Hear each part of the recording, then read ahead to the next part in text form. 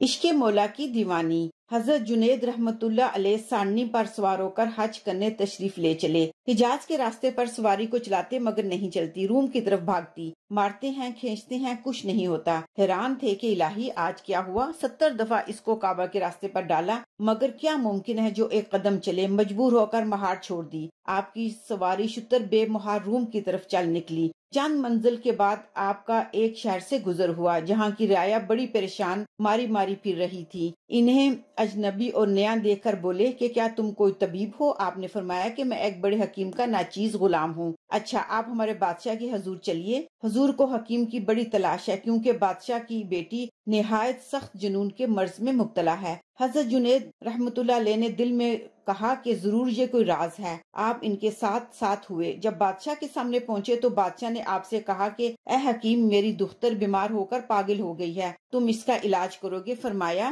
ہاں، ہمیں کیا انکار ہے۔ بادشاہ بولا کہ پھر شرط یہ ہے کہ اگر لڑکی تندرست نہ ہوئی تو جناب کا سر کاٹ کر قلعہ کی دیوار میں چن دیا جائے گا، اور اگر آپ نے تندرست کر دیا تو جو کچھ آپ مانگیں گے دوں گا۔ جب یہ شرطیں طے ہوئی تو بادشاہ اپنے ساتھ حضرت جنید رحمت اللہ علیہ کو محل سرا میں لے گیا۔ صاحبزادی نے باپ کی صورت دیکھتے ہی زنجیروں میں تڑپنا شروع کر دیا۔ بادشاہ پیچھے ہٹا اور حضرت جنید رحمت اللہ علیہ کو دور سے بتایا کہ وہ مریضہ بیٹھی ہے، زنجیروں میں بند ہے۔ حضرت جنید رحمت اللہ علیہ قدم اٹھاتے اندر چلے گئے۔ سامنے پہنچتے ہی عورت نے السلام علیکم یا جنید فرمایا۔ حضرت جنید رحمت اللہ علیہ نے پوچھا تمہیں میرا نام کس نے بتایا ہے؟ لڑکی نے جواب دیا جو تمہیں کعبہ سے کھینچ کر یہاں لایا، اس نے تمہارا نام مجھے بتایا۔ حضرت جنید رحمت اللہ علیہ نے پوچھا اے بی بی، تمہیں یہ ایمان اور رحمان کہاں سے نصیب ہوا؟ لڑکی نے کہا ایک دن میں محل کی چھت پر کھڑی تھی کہ آسمان سے آواز آئی اللہ احد والرسول احمد۔ وہ آواز دل کے پار ہوئی، نہ جانے کیا آواز تھی۔ اب تو حال یہ ہے کہ روز بروز عشق مولا کی آگ بھڑکتی جاتی ہے، کسی طرح سے کم نہیں ہوتی۔ جنید رحمت اللہ علیہ نے کہا کہ آپ تو ولی کامل ہیں، یہ پاگلوں کی صورت کیوں بنائی ہے؟ کہا کہ ان نامحرموں سے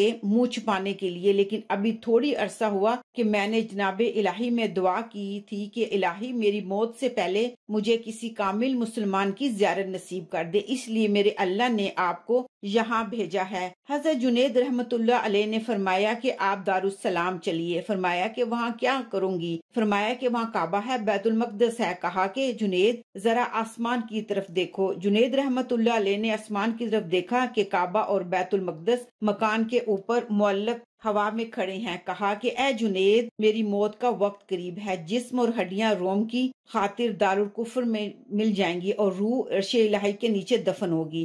حضرت جنید رحمت اللہ علیہ پر اسی وقت حالت طاری ہو گئی۔ اسی حالت میں آواز آئی کہ جنید، 70 دفعہ ہم نے تمہیں اپنی طرف بلایا مگر تو کعبہ کی طرف جانا چاہتا تھا، بڑے برے دل سے ہماری طرف آیا ہے۔ حضرت جنید رحمت اللہ علیہ یہ تماشا دیکھ کر گھبرائے اور اللہ کی وہ عاشق حقیقی وطن کو سدھار دیں۔ قرآن شریف میں ارشاد ہے فَاذْكُرُونِی اذْکُرْکُم، تم مجھے یاد کرو میں تمہیں یاد کروں گا۔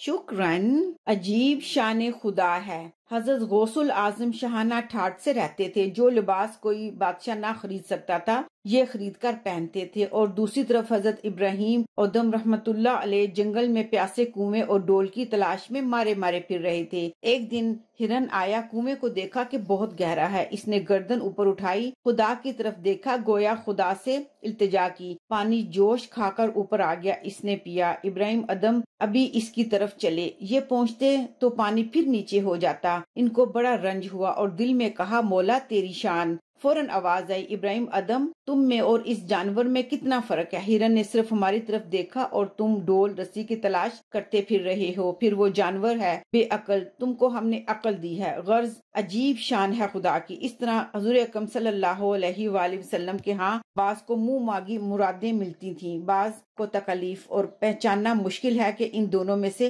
کون زیادہ مقبول ہے۔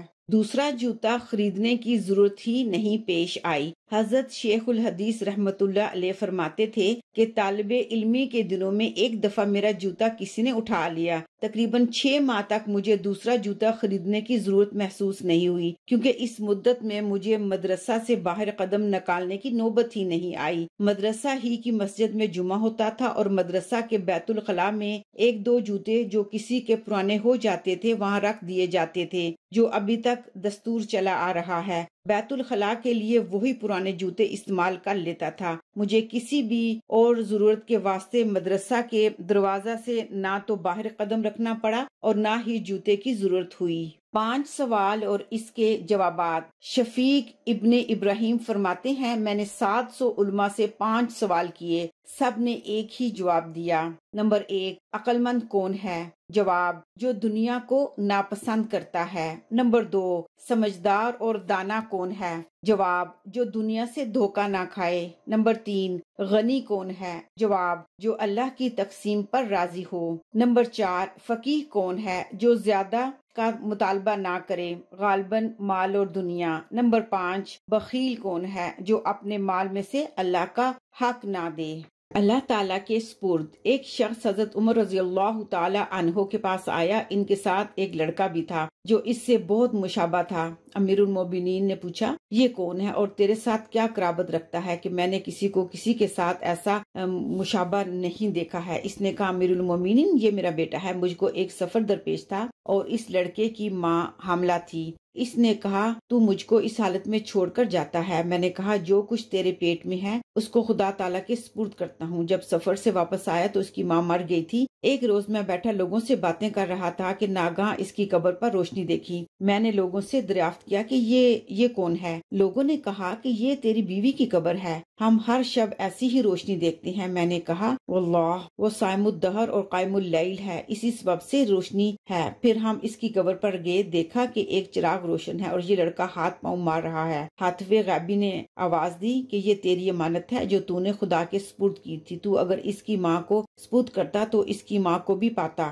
جو کوئی خدا کو امانت سپرد کرتا ہے سلامت پاتا ہے۔ ناخن بڑھانا نفسیاتی مریض بنا دیتا ہے۔ یہ بات تو آپ کو معلوم ہی ہوگی کہ نبی کریم صلی اللہ علیہ وآلہ وسلم کا معمول جمعے کے دن یا جمعرات کے دن ناخن کاٹنے کا تھا۔ ایک روایت یہ بھی ہے کہ آپ 15ویں دن ناخن کاٹا کرتے تھے۔ جدید طب کیا کہتی ہے، آپ یہ بھی سن لیجئے۔ بڑے ہوئے ناخنوں میں پیٹ کے کیڑے کے انڈے پوشیدہ ہوتے ہیں۔ جب انسان کھانا کھاتا ہے تو یہ انڈے کھانے میں شامل ہو جاتے ہیں اور پیٹ میں چلے جاتے ہیں، اندر ہی اندر پھلتے پھولتے اور بہت تیزی سے ان کی تعداد میں اضافہ ہوتا چلا جاتا ہے، اور کبھی کبھی تو دواؤں کے ذریعے بھی نہیں نکلتے۔ میڈیکل کے قانون کے مطابق اگر آپ پیٹ کے کیڑوں کی گولی کھانا شروع کر دیں تو اس کے ہاتھ میں لے کر ہرگز نہ کھائیں، کسی خشک کاغذ پر گولی رکھ کر منہ میں ڈالیں۔ گولی کھانے سے پہلے غسل کریں، دھوپ میں خشک کیے ہوئے کپڑے پہنیں، بستر کو دھوئیں، بستر کی چادر کو دھو کر خشک کریں، پھر استری کر کے بچھائیں۔ رات کو گولی کھائیں، صبح اٹھ کر پھر غسل کریں، بستر بدلیں، چادریں بدلیں، لباس تبدیل کریں، نیم گرم پانی سے نہائیں۔